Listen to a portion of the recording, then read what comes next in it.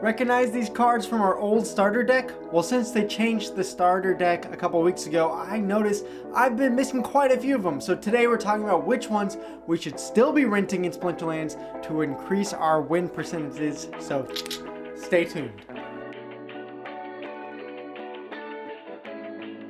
Hello, salam, salud, kamusta, how are you guys doing? It is Luke with my Play to Earn channel, and today I'm helping out my krills. Yes, as my logo says, the small time investors that often are whale food. Well, I want to help you guys so that you're not just whale food. So today we're talking about which cards in Splinterlands we need to be renting from our old starter deck. Remember that Splinterlands changed to remove beta cards from our starter deck and have now instead replaced them with newer Chaos Legion cards and some of the Untamed cards. So there's quite a few cards that we lost, and I just want to go through each deck to give you an idea of which ones might still be good to rent, and to show you the price. It's actually not that crazy. So just as always, you can go to my handy dandy Google sheet for all my Splinterland tools. For this one, I've written down every starter card that we lost, what the DEC rental price is when I went to Peakmonsters to check the immediate price, and then the auto bid. If you use Peakmonsters auto bids, you can usually put in bids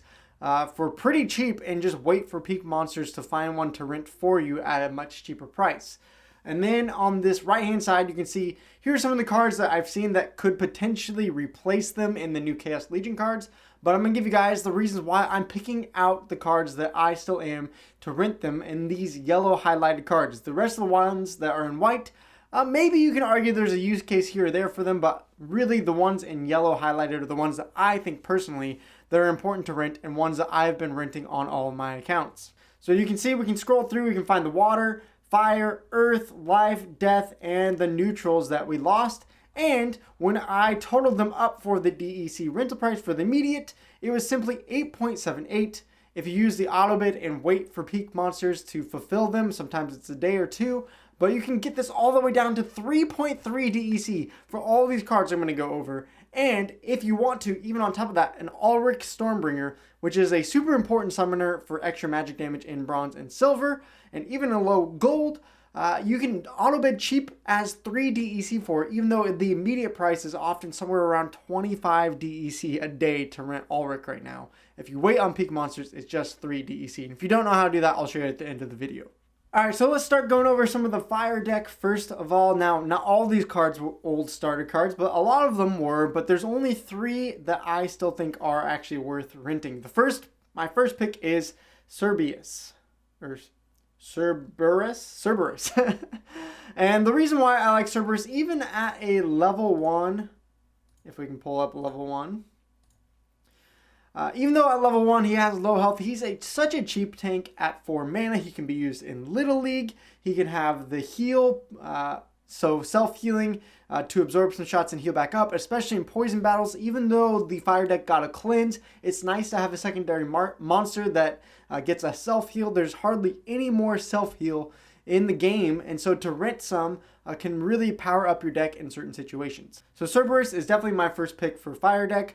My second one is actually the Kobold Miner, and while you might be arguing, well, there's other options in the fire deck like the Tenyi, or whatever, however you say the name, the Tenyi Striker is a monster that already has a sneak attack in the fire deck. But if you're thinking about Tarsa, you can add the Kobold Miner, you can add the Striker, you can add the Sandworm, you can add the Cutthroat, and then you get a super powerful sneak attack combo that just the Miner for 2 extra mana. With Tarsa, it's going to now have 2 attack and 3 health, so I think it's very worth it to rent for literally 0.1 DEC a day. Then lastly, for the fire deck, I like the Goblin Shaman, and he's not super powerful, but what I like about the Goblin Shaman is the weaken, so you can lower their health with the new magic damage for the fire deck.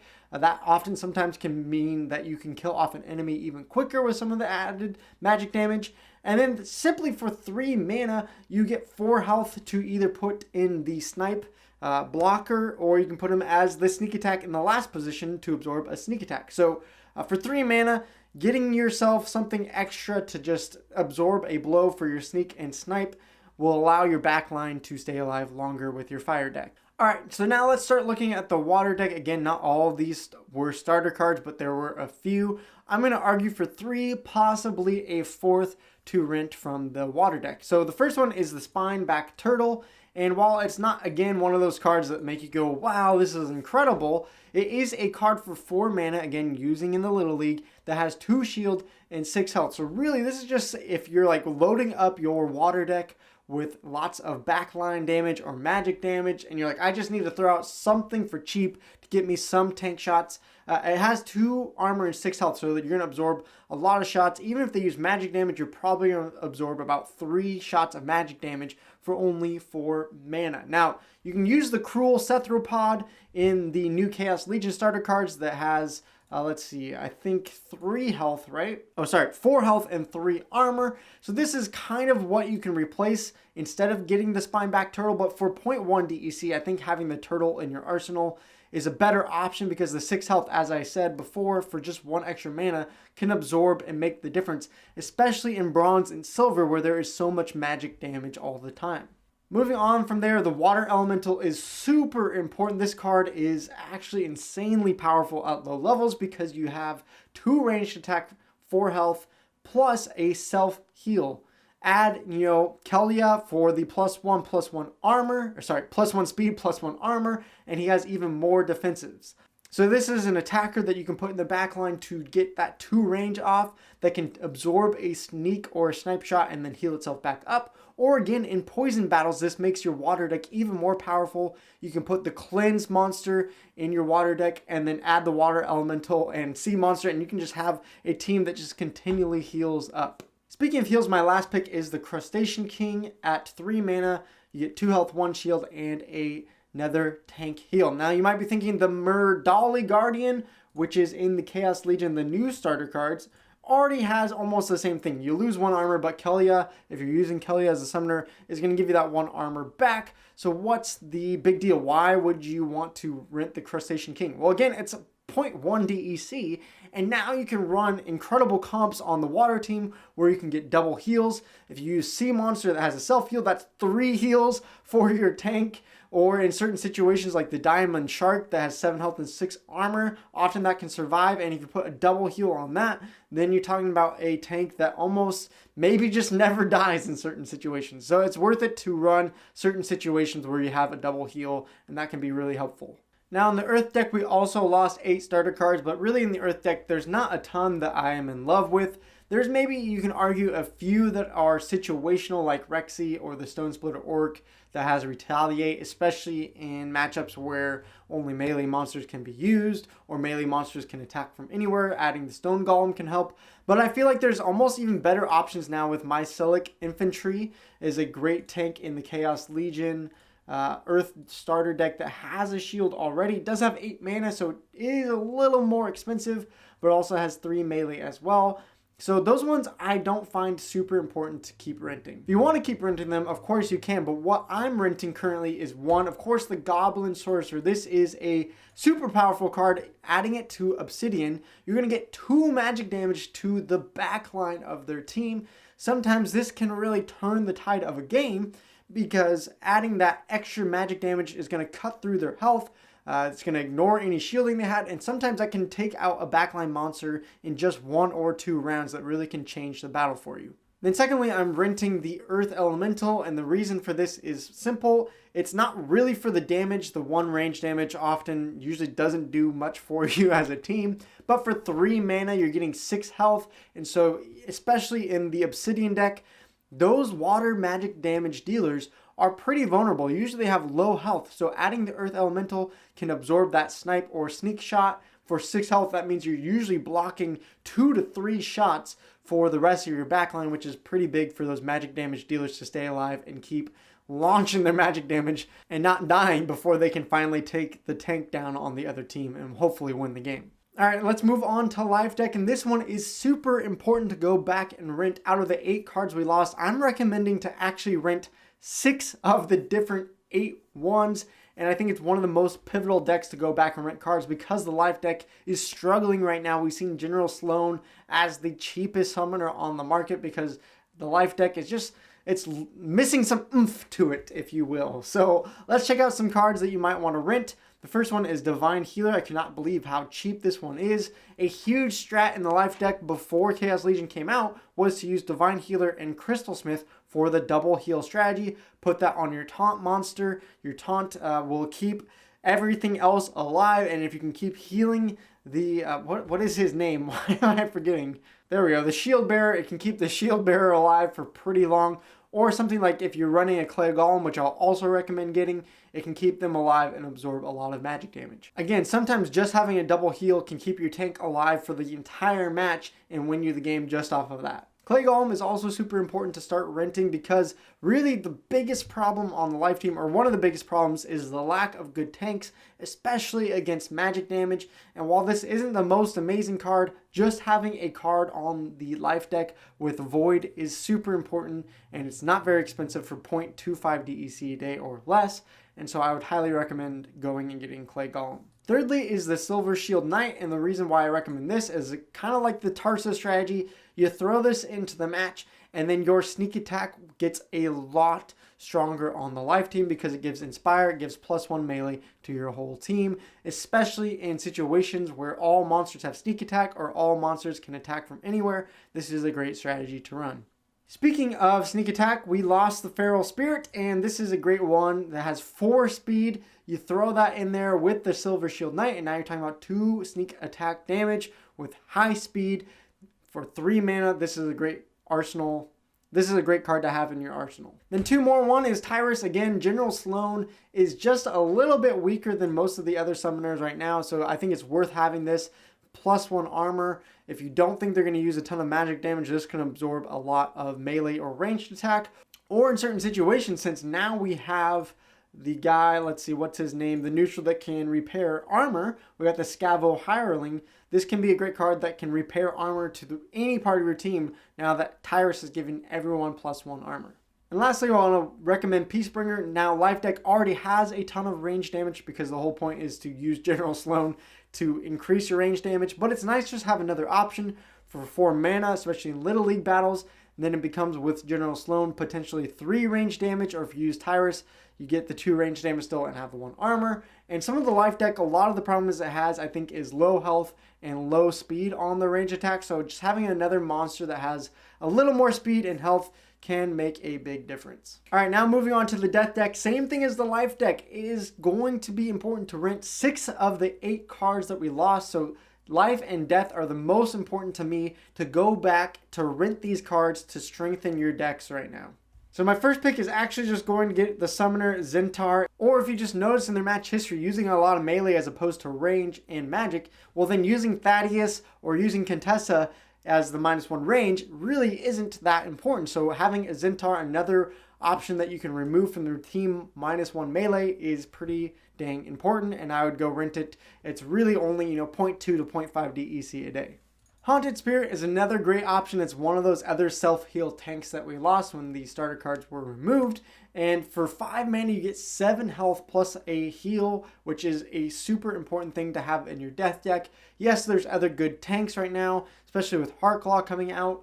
But I still think for 5 mana, having 7 health and a self-heal is super important and can help you specifically in situations like Earthquake or a poison battle.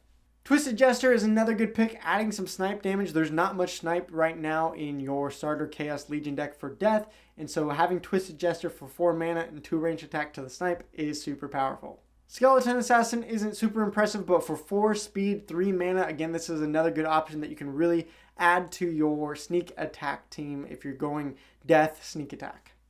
Undead Priest is one of those other ones like I talked about with the Goblin Shaman. It's just a weaken for low mana and can absorb another snipe or sneak attack shot, keep your death backline alive a little bit longer.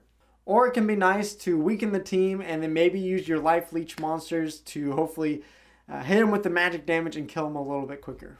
Now lastly, I'm going to recommend Animated Corpse, and this isn't like the most important card ever, but again, it's one of those 0.1 DEC cards, and simply it's just a good low mana tank, or especially in Little League, just having 6 health sometimes can make the difference in your death deck, and so why not just add it for 0.1 DEC. All right, lastly, we lost 7 neutrals. I'm going to recommend getting 5 from them. So the first one is Peaceful Giant. The reason for that is that it's just a great tank to have in like no melee matchups. You just throw it out there, you get 8 health. Or if you're going a high magic team and maybe you want something to block the sneak or snipe attacks, well then Peaceful Giant can do a great job in absorbing lots of damage there. Elven Cutthroat is really cheap to rent. While it doesn't have super impressive stats, you throw it in there for the Inspire Life deck, Silver Shield Knight, and that can get your sneak attack even more. Or for your Tarsa deck, adding another character, thinking about Kobold Miner, the Striker, throw in Sandworm, and then all of a sudden you have a ton of sneak attack damage. Enchanted Pixie is also another great card for the Obsidian deck, or maybe you're using Delwyn, or if you do go rent Ulric, just having another low mana damage dealer can be helpful, especially with flying, can be useful in Earthquake battles. Cockatrice, again, is one of those cards that isn't super impressive at level 1, but with 2 mana, sometimes you just need a little bit of a small tank. You have a little bit of mana left over, and you just throw it out there. Or what I often find myself using the Cockatrice for is Equalizer battles.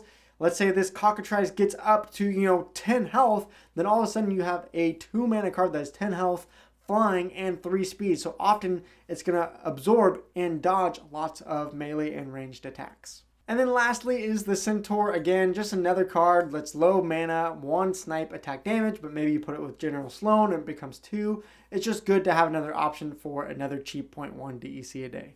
So again, you might be thinking, that was a lot of cards. How much DEC is this going to be costing me a day? Well, remember, even if you just go get the prices immediately on Peakmonsters or the rental market somewhere else, it's going to be about 9 DEC a day. That's not that crazy. If you use the autobid in Peakmonsters and just overbid slightly above everyone else, you might have to wait a day or 2 for the cards to come in and to be fulfilled. But I was able to get all these cards for 3.3 DEC a day. And then adding in Ulric, which I think I forgot to talk about earlier. If you go rent Ulric, which is super important in low silver and bronze, you can get them for 3 DEC a day. That still allows you and unlocks you to do strategies like the Venari Wavesmith and just load up the water deck with a bunch of magic damage and take down lots of teams in bronze and silver. So if you don't know how to do this in Peakmonsters, you simply go to the site, log into your account, and then what you're going to do is, like, let's say we want Ulric. You just type in Ulric, and all you have to do is click on the bid. Now, when you click on the bid button, it'll come up with this. You're going to put in the price that you're willing to pay. You can see someone right now is willing to pay a price of 3 DEC. So we'll just go above them, 3.01, so that if any card comes under 3 for Ulric, we're going to be first in line to get that Ulric. You can see other people have already claimed Ulrics. The last 5 were all under 3 DEC a day. Now, this is still the most expensive old starter card that we talked about re-renting now. But for, again, bronze and silver, having Ulric back is super important. And we can just confirm that. And it may take a day or so. But on my main account, we already got one within about 12 hours. You can see, though, if you're going to go rent one straight off the market, it did drop back down. Last night, it was about 25 DEC. Right now, you're looking at trying to rent one for 15 DEC a day. So you can save yourself essentially 12 DEC a day if you just wait for a day or 2 to rent Ulric. Plus, if you use the Peakmonsters auto bid system, it will re-rent them for you every 2 days. Or you can just manually do it if you want to do it yourself by just clicking here and trying to rent for as many days as you want. Now, I will let you know that these beta cards cannot be used in the modern format when it comes out in January when they split to modern and wild. But think about this, we don't know which pool is going to be more rewarding. Is it going to be modern? Is it going to be wild? So it might be actually more beneficial to play in wild once these 2 formats come out, and having some of these cards already rented while they're cheap. Maybe the prices go up once these 2 formats split and people recognize, actually, I want some of these cards because the wild format is so much more lucrative. And you can just lock these cards up as long as they're not canceled on you for as long as you want to. You can go rent these cards for months and months, super cheap. Again, we're talking about, 5-6 DEC a day, and it can really rank you up now. And even when the wild format comes out, you can still use those.